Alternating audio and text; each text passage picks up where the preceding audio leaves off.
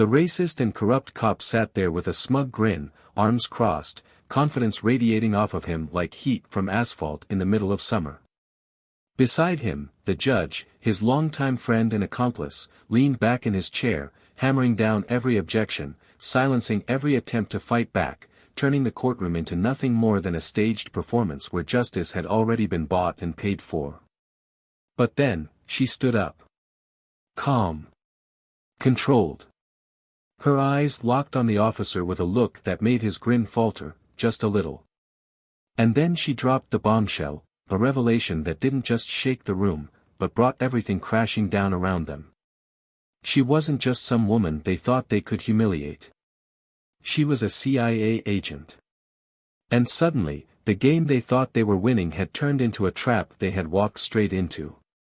But before that moment, before that chilling turn of events that would leave the courtroom in shock, there was humiliation.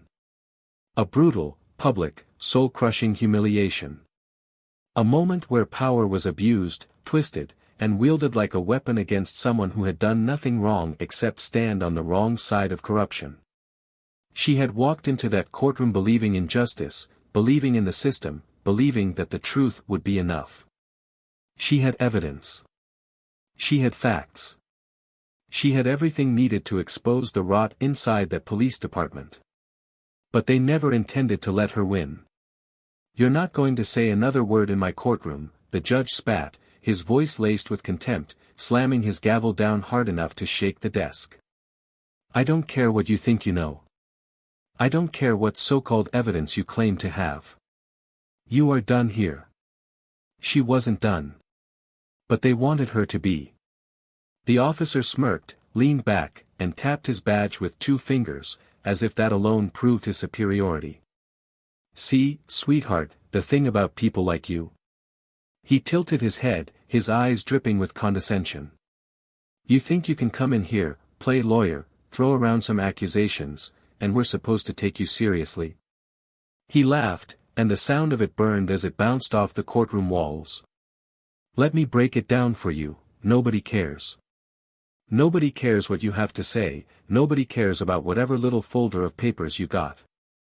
This is how the world works. And you're just another nobody wasting everybody's time." The gavel slammed again, sealing the finality of the humiliation.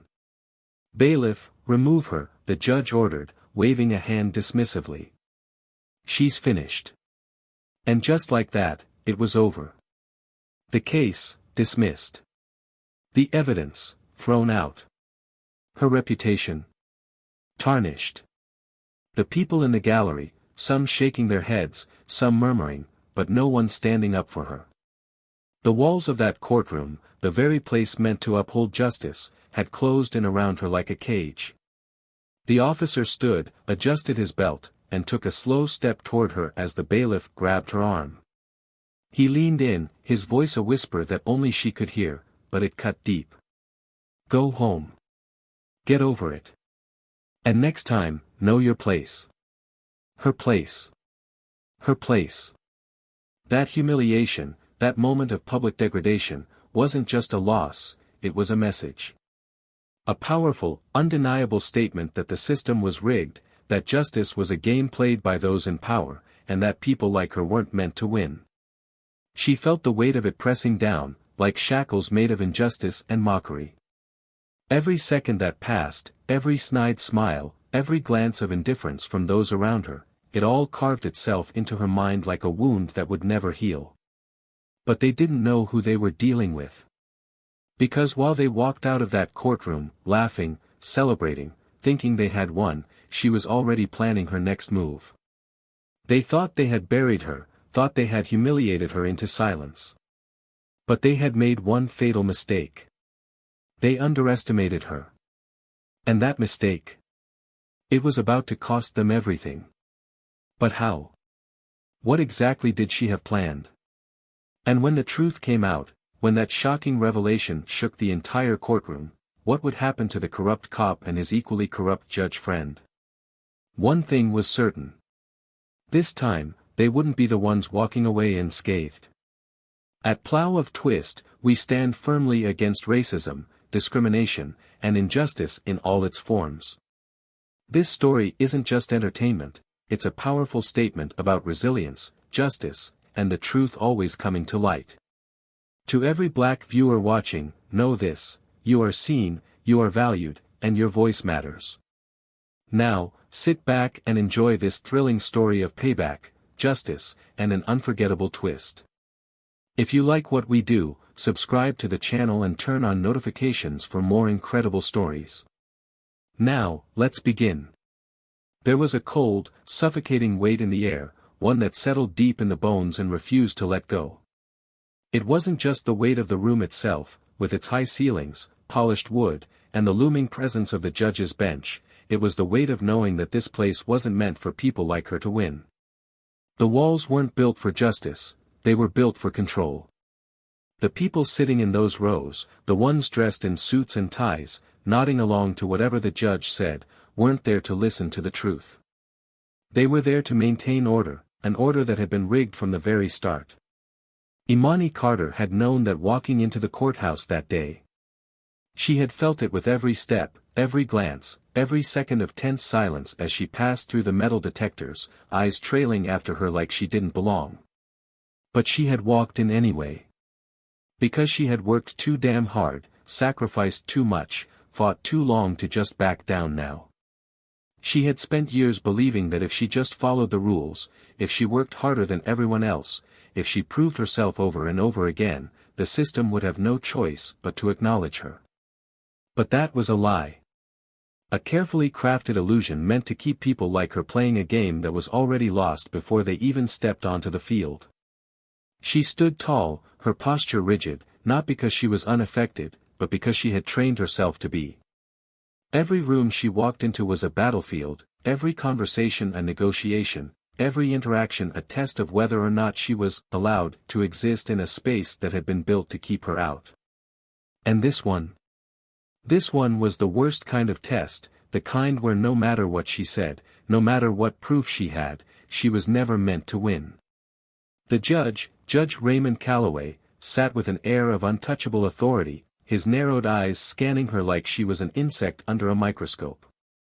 His robe hung heavily over his shoulders, an emblem of power wielded without conscience. He had presided over countless cases, and every single one had been a reflection of the same reality: justice wasn't blind. It had a price. And people like Calloway decided who got to pay it. And then there was Officer Greg Tanner. The man who sat across from her, wearing his badge like a shield, his smirk like a weapon. Everything about him screamed confidence, entitlement, the kind of arrogance that only came from knowing you would never face consequences.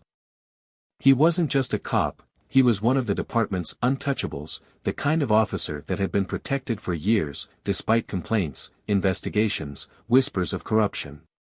Because Greg Tanner wasn't just a man. He was a symbol. A reminder that power protected its own. Imani had known who he was before she ever stepped into this fight. She had read the reports, seen the footage that somehow always disappeared before an indictment could be made, listened to the stories of men and women who had suffered at his hands. And now she was sitting here, staring him down, knowing full well that he expected to walk out of this courtroom untouched. Tanner leaned back in his chair, one arm draped casually over the backrest, the other tapping a slow rhythm against the polished wood. His eyes held no fear, no concern. Just the bored amusement of a man who had seen this play out before and knew exactly how it would end. "Let's just get this over with," he sighed, glancing at his watch. "Some of us have actual jobs to do." Imani clenched her jaw, inhaling deeply. She couldn't react. Not the way she wanted to. Not in front of these people, in this space, where even a flicker of emotion would be twisted against her. She had spent years learning how to swallow rage without choking on it. Years of knowing that in a world like this, anger wasn't a weapon, it was a liability. Her fingers tightened around the folder in her lap. Inside was everything. Pages of documentation, internal emails, leaked reports, proof. Proof that Tanner was corrupt. Proof that Calloway had covered for him. Proof that this entire case wasn't just about one man abusing his power, but an entire system that allowed it to happen. But proof had never been enough. Calloway adjusted his glasses, peering down at her like a teacher disappointed in a failing student. "Miss Carter, I'll give you one last chance to withdraw your claims before we waste any more of this court's time." Imani lifted her chin. "I have evidence, Your Honor." Her voice was steady, even though her pulse was a war drum inside her chest. "Concrete, undeniable evidence." Tanner scoffed, shaking his head. "You keep saying that like it actually matters." His smirk widened as he turned his attention to the judge. "Your Honor, with all due respect, we both know what this really is." Calloway nodded, as if he had been waiting for those words. "It does seem like another desperate attempt to drag a good officer's name through the mud." Imani felt the heat rising, but she held it back. She had seen this strategy before. They weren't just trying to discredit her. They were trying to make her feel small. Trying to remind her that in their eyes, she wasn't someone who could make demands. She opened her mouth to respond, but Calloway's gavel came down hard. "This case is dismissed." The words landed like a punch to the gut. Dismissed. Like none of it mattered. Like the evidence wasn't even worth reviewing. Like she was a nuisance, not a professional, not a woman who had spent years fighting for this moment. The courtroom buzzed with quiet murmurs. She could feel eyes on her, could hear the subtle exhale of relief from Tanner, the way he pushed his chair back with the confidence of a man who had just won again. He didn't even need to look at her. Didn't need to gloat. Because in his mind, he had already won. Imani sat frozen for a moment, her heartbeat pounding in her ears. And then the bailiff was beside her, already moving to escort her out. Tanner stood, rolling his shoulders like this had been nothing more than an inconvenience. "Told you," he murmured as he passed by. "People like me don't lose." Imani watched as he strode out of the courtroom, surrounded by officers who slapped him on the back like he had just scored the winning touchdown. And Calloway? He was already moving on to the next case, not sparing her a second glance. This was how it was supposed to end. She was supposed to leave, defeated, humiliated. Supposed to accept that men like them didn't fall. But what they didn't know, what they couldn't possibly understand, was that she hadn't come this far to lose. Because Greg Tanner was wrong. People like him did lose. And he was about to find that out the hard way. The tension in the courtroom was thick, suffocating, like a rope slowly tightening around the neck. Imani sat at the plaintiff's table, her hands gripping the edges of the polished wood so tightly that her knuckles had turned white. She could feel the weight of every eye in the room, some filled with curiosity, others with silent judgment, and a few with poorly disguised amusement. Across from her, Officer Bradley Kane leaned back in his seat, exuding the same smug arrogance that had fueled their last encounter. His uniform was crisp, his posture relaxed, as if this courtroom were just another playground where he controlled the rules. The judge, Malcolm Greaves, a longtime friend of Kane's, sat at his bench, his gavel resting lazily in his hand. His face, weathered with years of wielding unchecked power, bore an expression of mild disinterest. This case was a joke to him. A formality. A waste of time. Imani had spent her entire career believing in justice, in the process, in the power of truth. She had fought to expose corruption, to hold those in power accountable, but standing in this room, facing this farce of a trial, she could feel the walls closing in. They had already decided. This wasn't about evidence or facts. This was about control. And they had it. Or at least, they thought they did. She had spent weeks gathering documents, tracking inconsistencies, building an airtight case against Kane.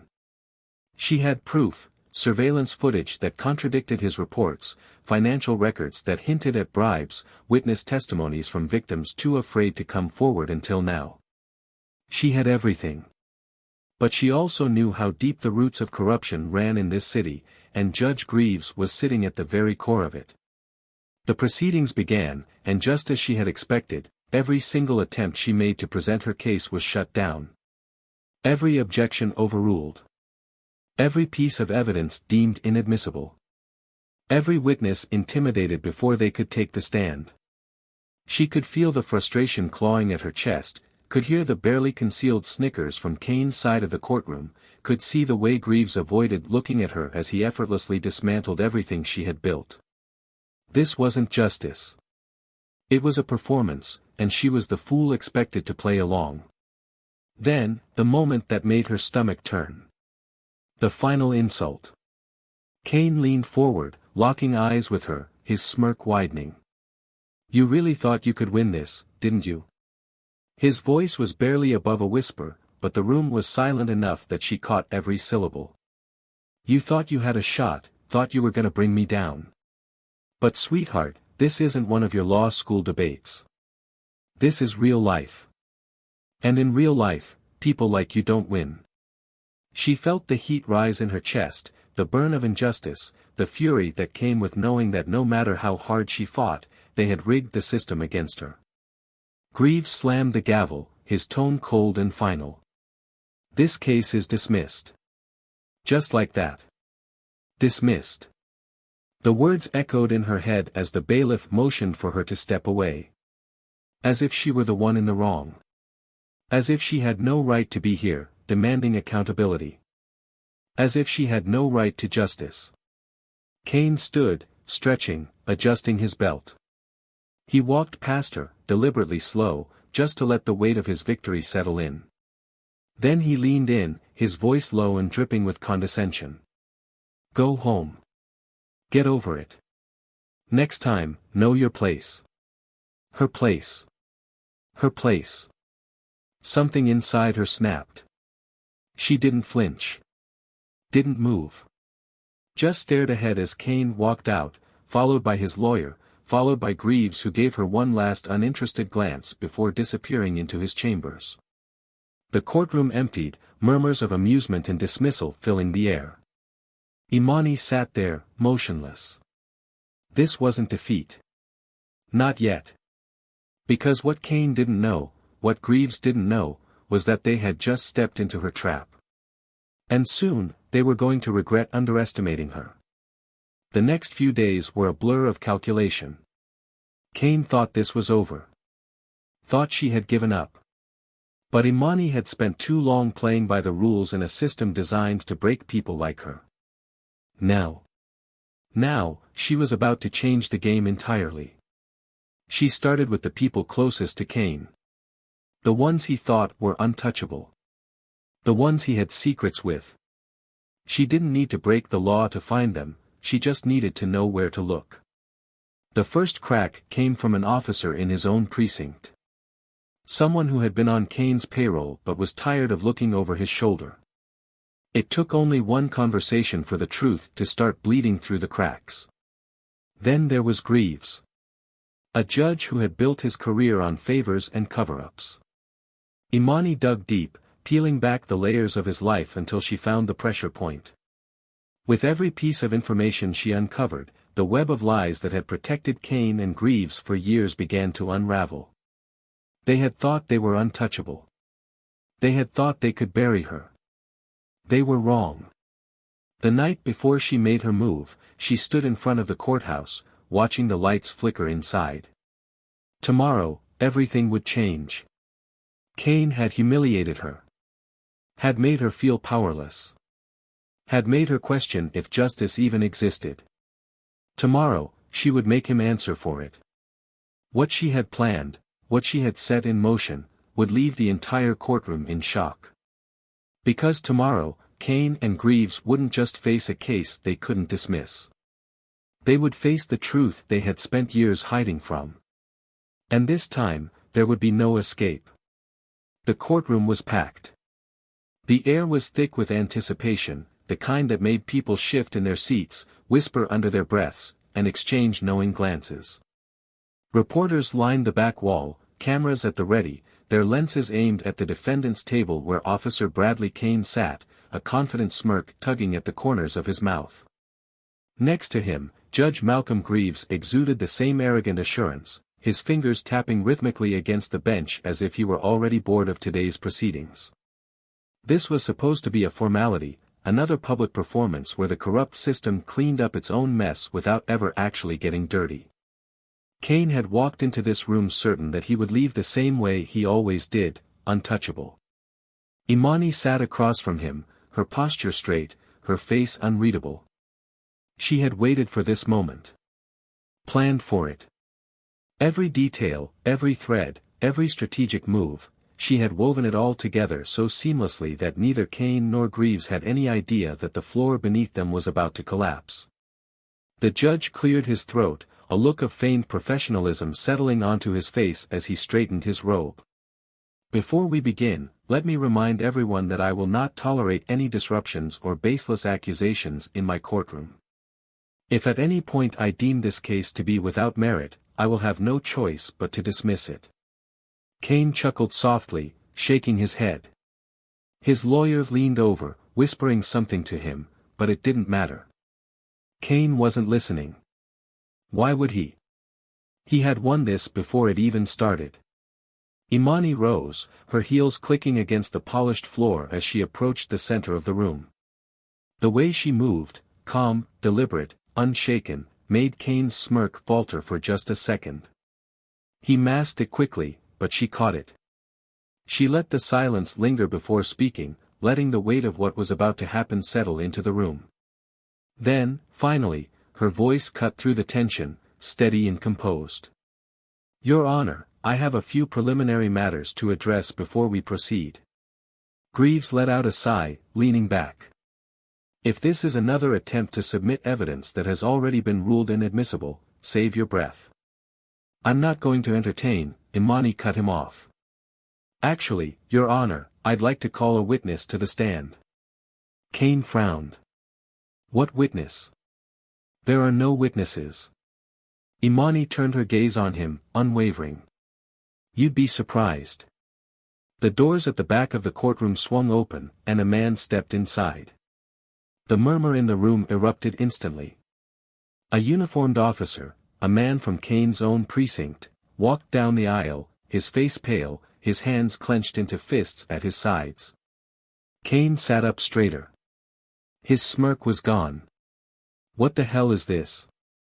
The officer, Detective Marcus Redding, hesitated for only a second before stepping onto the witness stand. His gaze flickered toward Kane, then toward Imani. Greaves' voice wavered slightly. And who exactly is this supposed to be? Imani turned, addressing the courtroom, her voice unwavering. This is Detective Marcus Redding. A member of Officer Kane's own precinct.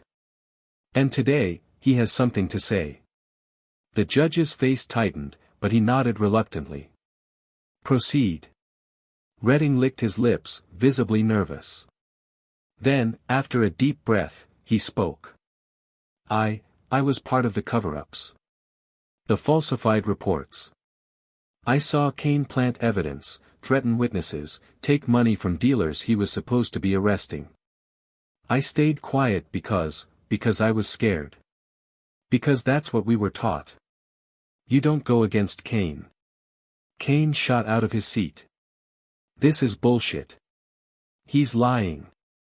Imani didn't even flinch. She simply turned toward Kane and dropped the next bombshell. You're right. One witness isn't enough. That's why we have 5 more.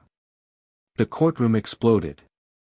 Gasps, whispers, the sound of chairs scraping against the floor. The doors opened again, and one by one, more officers entered. Men and women from Kane's own team. People who had once stood beside him, now standing against him. Kane looked around, his face paling, panic creeping in where arrogance once Saturday. This is a setup. You think this changes anything? You think this means anything? Imani turned, her expression unreadable. It means everything. And then came the final blow. She reached into her case, pulling out a single folder. But this wasn't just any file. It was a classified document. She stepped toward the judge's bench, holding it up just enough for Greaves to see. His face, once composed, once assured, drained of all color. Because he knew what this was. "You recognize this, don't you, Judge Greaves?" Imani's voice was quiet, but every syllable rang through the courtroom like a gunshot. Kane watched as Greaves swallowed, his hand gripping the edge of his bench as though the world were slipping beneath him. I don't know what you're talking about." Imani took another step closer. "Let me help you out. This is a record of your offshore accounts. Of the bribes you've taken over the last decade. Of every case you've dismissed in exchange for money or favors." She let the words sink in. "And this? This is just the beginning." The silence was deafening. Kane turned toward Greaves, his face twisted in something that almost looked like betrayal. "You knew about this?" Greaves' eyes darted around the room, looking for an escape. But there was none. The courtroom door swung open again. This time, it wasn't more witnesses. It was federal agents. The lead agent stepped forward, badge glinting. "Bradley Kane, Malcolm Greaves, you're both under arrest." Kane lunged forward, his voice breaking. No, this isn't, you can't do this. She's lying." Imani smiled for the first time that day.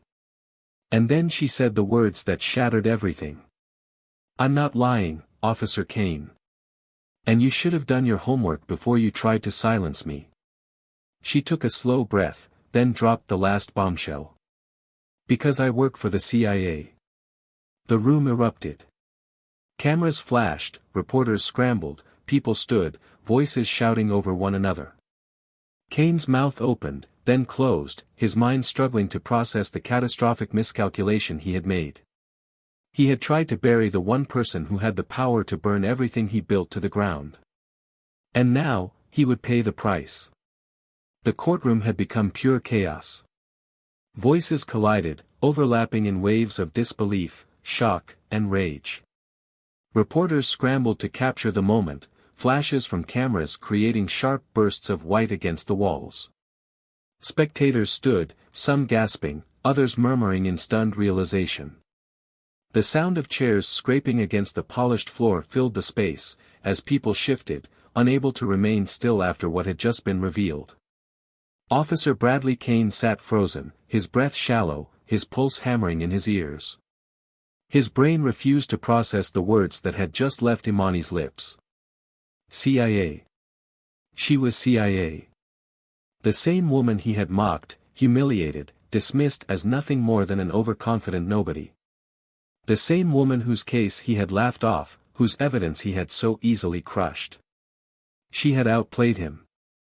His chest tightened, his mouth went dry, and suddenly the room felt too small, too constricting. His body jerked up from his seat. "You think this means anything?" His voice cracked, raw with desperation. "This is a goddamn stunt. She's bluffing." Imani didn't move. Her expression was unreadable, calm in a way that sent chills down his spine. She didn't need to yell. She didn't need to raise her voice. She had already won. The federal agents moved in. Their presence was suffocating, their eyes trained on him and the judge with an eerie finality.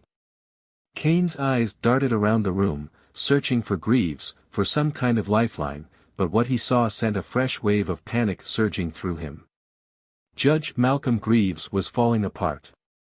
His usually composed face had melted into sheer terror, his hands gripping the edge of his bench as if it were the only thing anchoring him to reality. His lips parted, but no words came out, just a shallow, gasping breath. His eyes darted to Imani, filled with a desperate plea, as if somehow she would take pity on him. But there was no pity here. No mercy. "Imani," his voice was weak, unrecognizable from the man who had sat on that bench just minutes ago, believing himself untouchable. "You don't want to do this." Her eyes didn't waver. "No, Greaves. I do." The lead federal agent stepped forward. "Judge Malcolm Greaves, you are under arrest for obstruction of justice, accepting bribes, conspiracy to commit fraud, and multiple counts of judicial misconduct. Please stand and place your hands where we can see them. Greaves let out a sound that was somewhere between a laugh and a choked sob. No, you don't understand. I was protecting the system. The system needs people like me. If I go down, you don't know what's gonna happen to this city. Imani took a step forward, her voice steady, sharp like a blade. What's going to happen is that for the first time in a long time, people will see what happens when corruption is dragged into the light. The system doesn't need people like you, Greaves. It needs better. Kane's breathing turned ragged. His hands clenched into fists, but his mind was racing too fast to hold on to any single thought. His pulse pounded in his skull as he spun toward his lawyer. Do something, he snapped, his voice barely controlled, the edges fraying. His lawyer didn't move. He looked away. Kane's stomach lurched. No, this wasn't happening. The lead agent turned to him now. Bradley Kane, you are under arrest for conspiracy, perjury, falsifying evidence, illegal search and seizure, and multiple civil rights violations. Kane's hands slammed onto the table. I did my job. His voice cracked, laced with fury and desperation. I did my goddamn job, and this is what I get. You think these streets stay clean on their own? You think I'm the bad guy because I did what needed to be done? His eyes shot to Imani, wild with something she recognized instantly, fear. You set me up, you sneaky little bitch.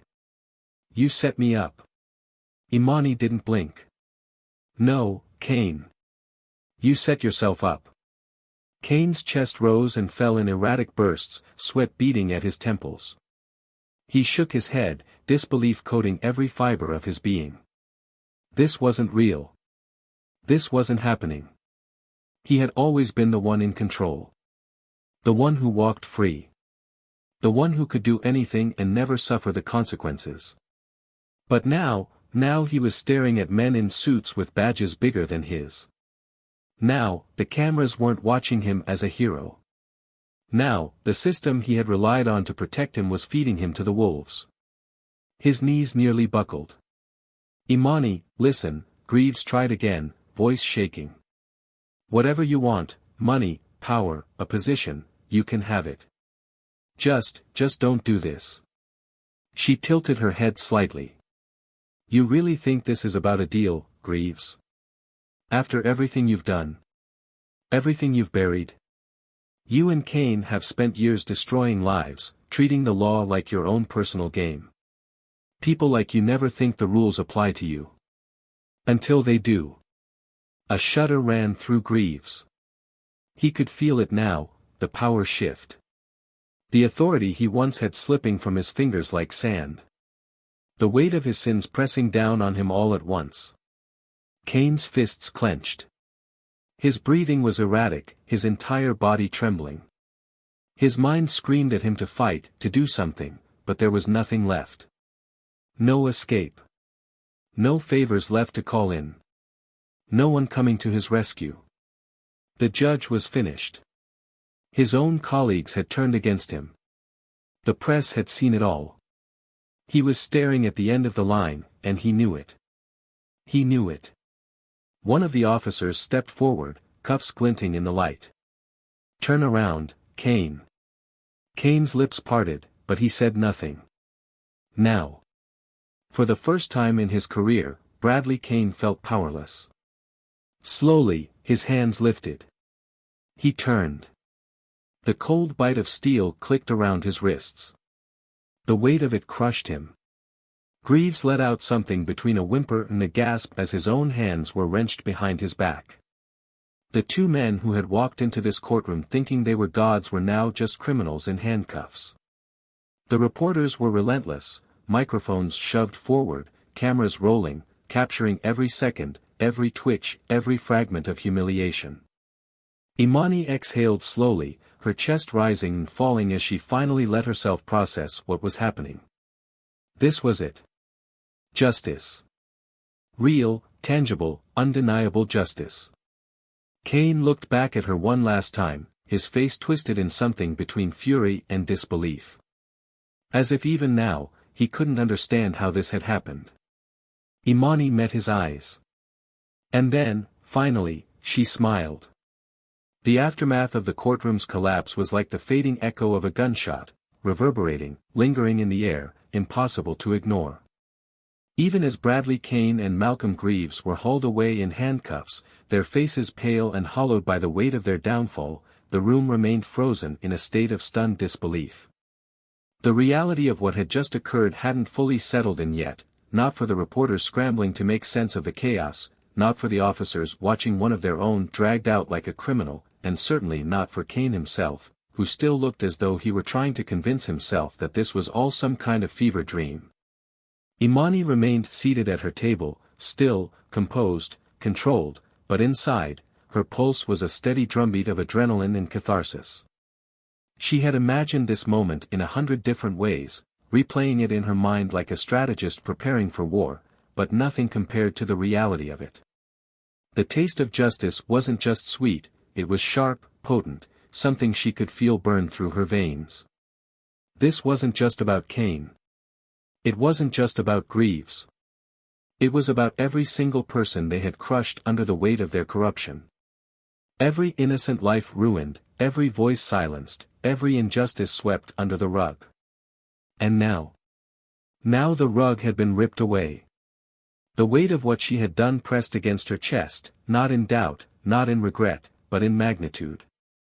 She had exposed them, unraveled their web of lies, forced them to face something they had spent years avoiding, accountability. But that weight came with a question, one that lingered just at the edge of her mind like an unfinished sentence. What happens next? She had won. But winning wasn't the end of the war. The doors of the courtroom had barely shut when reporters swarmed like a pack of vultures descending on a battlefield.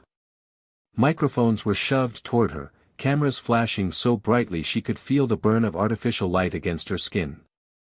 Imani. Imani. What does this mean for the department? Did you know about Judge Greaves' involvement from the beginning? How long has this corruption been going on?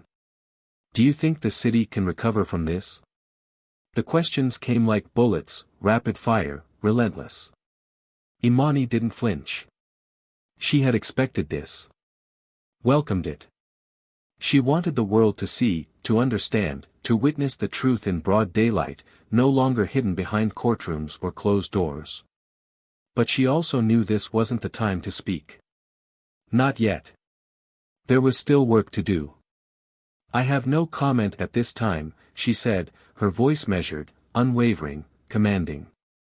A murmur of dissatisfaction rippled through the crowd, but she didn't care. Let them speculate. Let them talk. The truth was out, and the consequences had only just begun. Somewhere in the chaos, she caught sight of Marcus Redding, the first officer who had broken ranks and testified against Kane. He stood near the edge of the room, his hands shoved deep into his pockets, his posture tense. When their eyes met, he gave her the smallest of nods, a silent acknowledgement of what they had accomplished. But the look in his eyes told her everything. This wasn't over. For people like Kane, like Greaves, justice was a beginning, not an ending. The system had protected them for so long, built around them like an iron fortress, and now that fortress had cracks. But cracks weren't enough. She needed to tear it down completely. Outside the courthouse, the city felt different. The sky was darkening, the air thick with something unspoken, fear, anticipation, the scent of something new taking shape in the spaces left behind by corruption. This trial, this moment, had sent shockwaves through the entire system. And in the days that followed, she knew there would be consequences. Already, the news reports were rolling in, headlines flashing across screens like gunfire. City rocked by major police scandal, Officer Kane and Judge Greaves arrested, fallout of trial continues, who else will be exposed? Community outrage, protests begin in response. 2 years of systemic injustice. The dominoes had begun to fall, and Imani knew there was no stopping them now. But with every victory came resistance. She saw it in the way some officers looked at her, eyes filled with a mixture of fear and fury. She could feel it in the tense, whispered conversations of city officials, their carefully crafted power structures threatened in ways they never anticipated. People who had once stood behind Cain, who had benefited from his reign, were now scrambling to distance themselves, trying to determine if they were next. And then there were those who hated her for what she had done. She could feel their rage coiling around the edges of the city like a snake waiting to strike. Cain had allies. Greaves had allies. Not everyone would accept their downfall quietly. That night, as she sat in her apartment, the exhaustion finally weighing down on her, she let herself breathe. Just for a moment. Then her phone buzzed. She reached for it, expecting another news alert, another call from an agency requesting a statement. But when she looked at the screen, her body went still. Unknown caller. A cold shiver ran down her spine, but she answered. For a second, there was nothing but silence. Then, a voice, low, calm, deliberate. You think you won? Her fingers tightened around the phone. The voice continued. You think taking down Cain and Greaves means you've changed anything? A pause. A slow exhale. You don't understand how deep this goes, do you? She didn't respond. Didn't flinch. But something inside her coiled tight. We see you, Imani. The line went dead. She stared at the phone, heart pounding once, twice, 3 times before she let out a slow breath. They were watching. They were waiting. And this fight? It was far from over. The silence inside Imani's apartment felt heavier than ever before, pressing in on her like an invisible force, thick and suffocating. The glow from her phone screen had dimmed, but the weight of those final words still clung to her, lingering in the air like the aftermath of an explosion. We see you. 3 simple words, spoken with eerie calm, yet carrying a weight that settled deep into her bones. That wasn't a threat, it was a declaration, a reminder that this fight was far from over. Whoever was on the other end of that line wasn't just warning her. They were letting her know that this wasn't just about Cain or Greaves. This wasn't just about a corrupt cop and a dirty judge going down in flames. This was bigger. This was deeper. This was about a network of people who had built their power in the dark, operating in the shadows, protected by layers of influence and authority. Imani set her phone down carefully, forcing herself to breathe, to think, to process. Fear was a weapon, and she refused to be the one it was being used against. She had spent too long fighting to get to this point, too much time piecing together every single thread of corruption that had led to this moment. She had prepared for retaliation, expected pushback. But she had underestimated just how quickly they would strike back. Who were they? How deep did this go? Who had called her? And, more importantly, how much danger was she in? The sharp knock at her door jolted her back into the present. Her heartbeat spiked, her body tensing instinctively. No one came to her apartment unannounced. Her hand moved almost on instinct, reaching under the coffee table, fingers curling around the grip of the small handgun she kept there for emergencies. Another knock, firmer this time. She forced herself to move forward cautiously, her breath steady, her mind working through every possibility. Peering through the peephole, she finally let out a slow exhale. Marcus Redding. Still, she didn't relax completely as she unlatched the door and pulled it open just enough for him to step inside. He moved quickly, shutting the door behind him and locking it, his entire body carrying an urgency that sent a fresh wave of unease through her. The usual steadiness in his eyes had been replaced by something sharper, something more volatile. His jaw was clenched, his shoulders rigid, and when he ran a hand over his face, it was clear that whatever he was about to say wasn't going to be good news. We have a problem. His voice was low, but the weight behind it was unmistakable. Imani didn't flinch, but she could feel the shift in the air. No kidding. Marcus exhaled sharply, shaking his head as he reached into his pocket, pulling out his phone and scrolling quickly. "Not like this," he muttered, almost to himself. "This is worse than I thought." He stopped scrolling and turned the screen toward her. "Read this." Imani's stomach dropped the moment her eyes landed on the headline. Internal documents reveal alleged FBI interference in Kane Greaves' case. Was the trial manipulated from the start?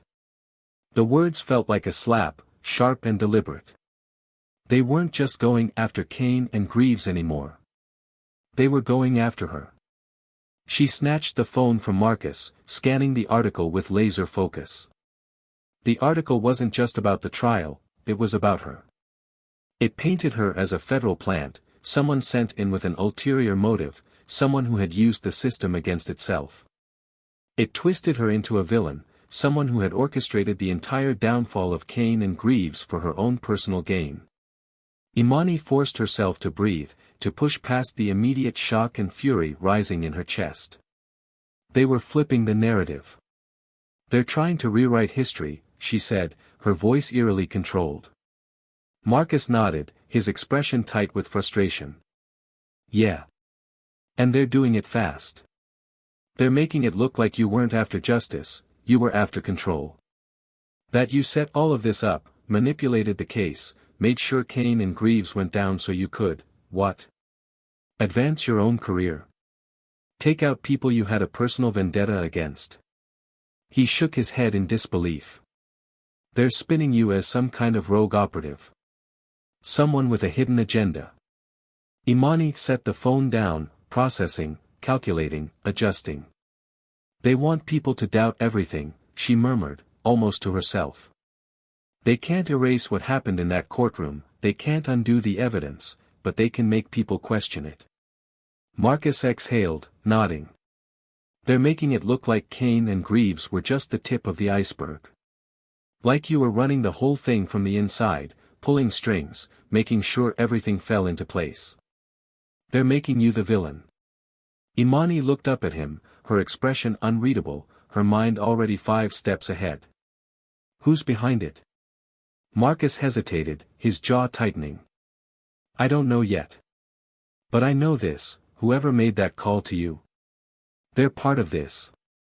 Imani turned away for a moment, staring out the window. The city that had once felt like home now felt like a battlefield. This wasn't just about Kane and Greaves anymore. This was about something much bigger, something deeply entrenched in the system, something that had spent years, decades, protecting itself. And now, it was fighting back. Her grip tightened. "Then we find out who made that call," she said finally, turning back to Marcus, her voice solid as iron. "We find out who's pulling the strings. And when we do..." She placed the phone down, her next words cold and absolute. "We burn them to the ground." Marcus studied her for a long moment, as if searching for any hesitation, any fear, but there was none. Just determination. He exhaled, shaking his head slightly, but a smirk tugged at the corner of his mouth. "I swear to God, you are the most relentless person I've ever met." She didn't blink.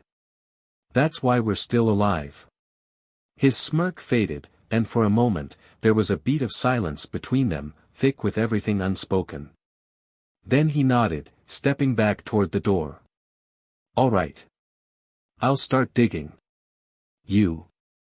Imani's expression didn't change. "I make sure they know they picked the wrong fight."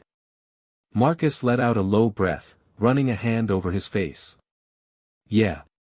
Didn't think you were the type to back down." She didn't respond. Didn't have to. As he left, the weight of what was coming settled onto her shoulders, but it didn't weigh her down. No. It steeled her. They had spent years controlling the truth. Now, she was going to destroy their version of it. Imani barely slept. The weight of everything that had unraveled in the last 24 hours pressed against her chest like an iron vice. Every time she closed her eyes, she could hear the voice from that call, low, deliberate, taunting. "We see you." It wasn't just a warning. It was a calculated move. A way to remind her that while she may have taken down Kane and Greaves, the system they thrived in was still alive. And now, it saw her as a threat. The people who had kept men like Kane in power, who had built walls around corruption to protect themselves, they were watching her, waiting to see her next move. By morning, her phone was flooded with messages, emails, demands for interviews, legal threats, and reports that spun the trial into a storm of misinformation. Headlines twisted reality into fiction, painting her as a manipulator, a woman who had infiltrated the system for her own gain. On some news stations, she was a hero. On others, she was the very thing she had fought against. It was working. The narrative was shifting. Doubt was spreading. Marcus called early. His voice was strained, low, urgent. They just aired an interview with one of Kane's old precinct buddies. He's saying the whole thing was a federal setup. That Kane was a pawn, that the department's being torn apart by outside interference. They're making this look like a government power grab, Imani. She ran a hand over her face, inhaling sharply. Who's funding this? Still looking, but I have a strong feeling it's coming from high up. Someone with money, connections. Maybe even someone in office. You forced their hand with the trial, and now they're coming after you. Imani clenched her jaw, gripping her phone tighter. They can't change the facts. The evidence is there. People saw what happened. That doesn't matter if they control the conversation. All they have to do is plant enough doubt, get the right people to question everything. And if enough people believe the lie, it becomes the truth. Her chest tightened. She knew he was right. She had spent her life exposing corruption, but now she was facing something even more dangerous, narrative control. It wasn't just about Kane and Greaves anymore.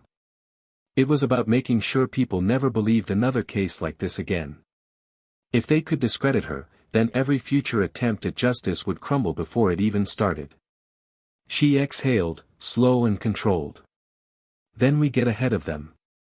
Marcus hesitated. Imani. We go public. Not just through the media they control, but through the people they can't silence. We take this case and lay it out for the world to see. We show every connection, every name, every transaction they buried. We don't just take down the story they're spinning, we burn it to the ground before it can even take hold. A long pause. Then, a slow exhale. You realize what that means, right? She did. She knew the risk. She knew what it meant to pull back the entire curtain, not just on Kane and Greaves, but on the network that had protected them for years. It meant stepping into a war she could never walk away from. And she was ready. Marcus, I need you to find out who made that call to me. We track them down, we expose them, and we make sure they know that if they want to play this game, they're going to have to fight in the open. A beat of silence. Then, Marcus let out a low breath.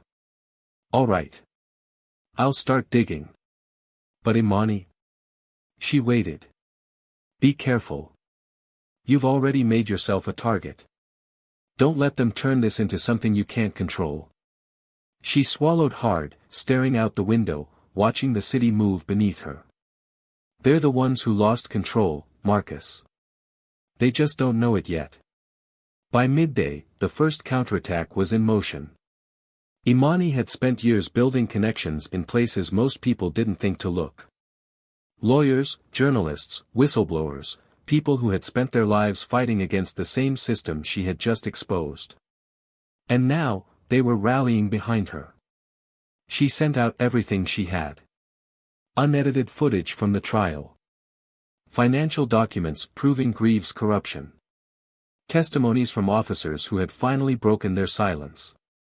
Names of politicians who had taken campaign money from police unions protecting dirty cops. The story started shifting back. Social media erupted.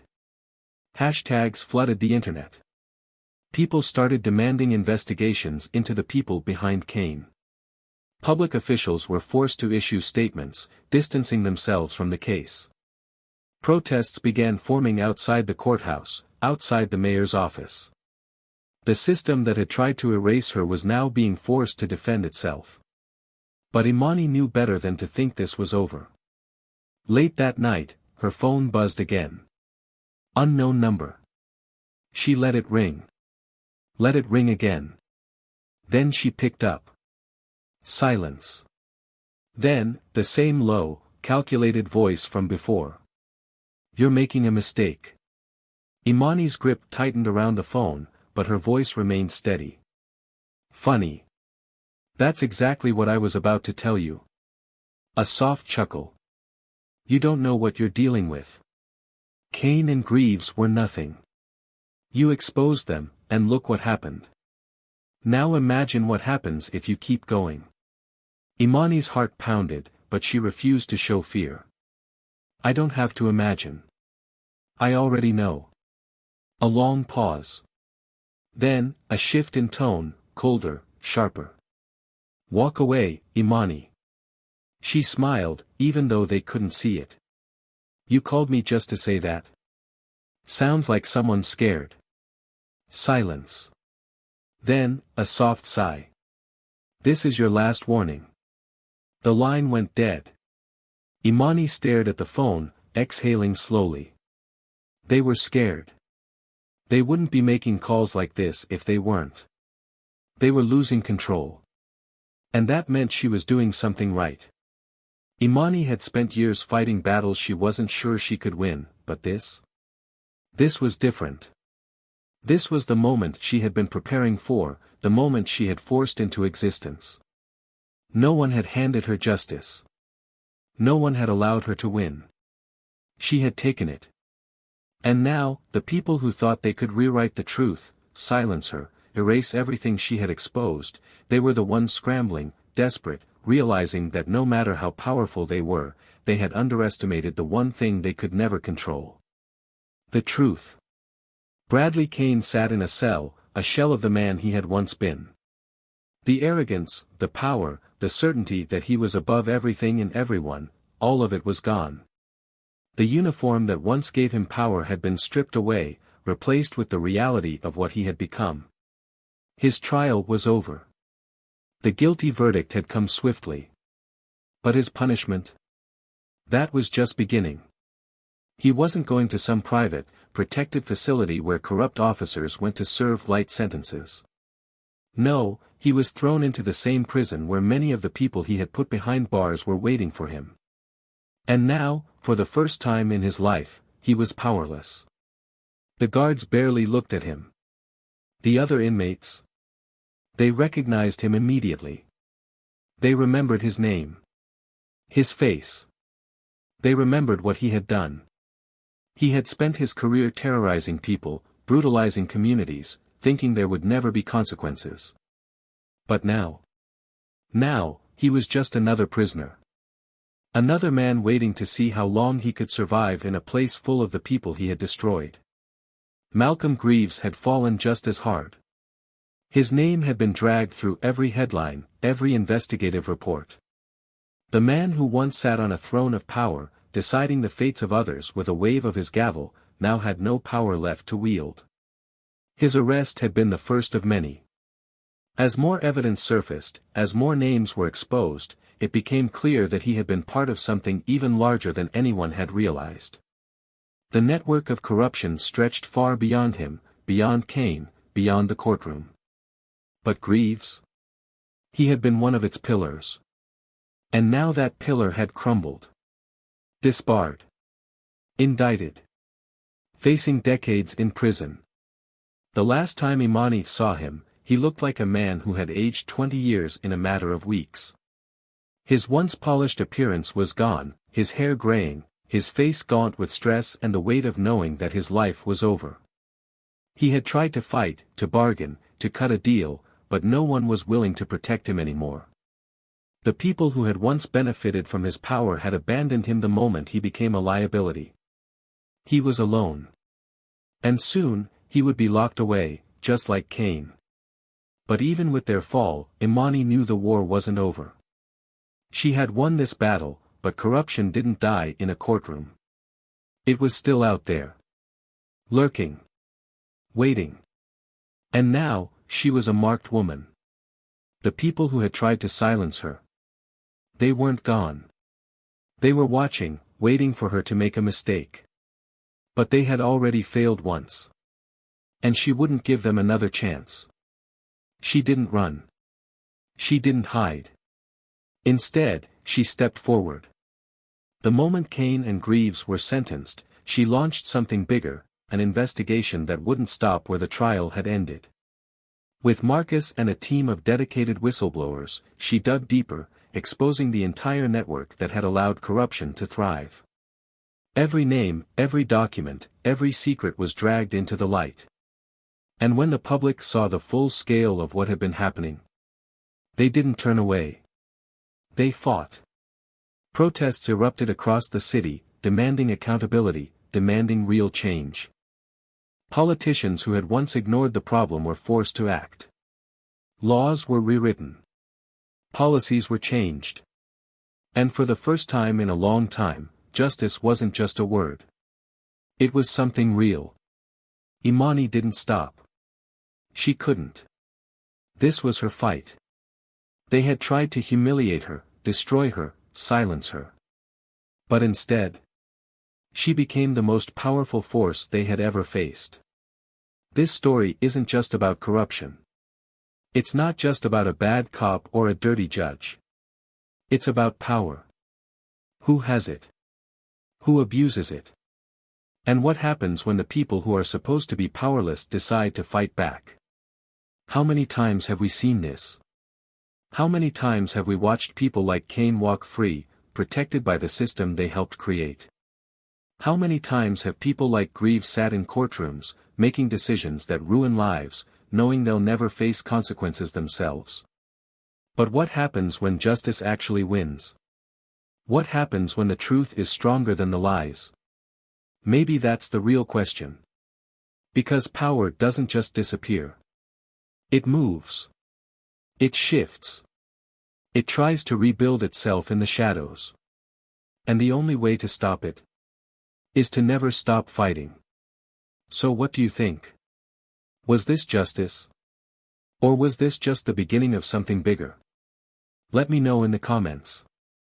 And if you want more stories like this, more twists, more justice, more truth, make sure you subscribe to Tales of Twist. Because trust me, the next story, it's going to be even bigger.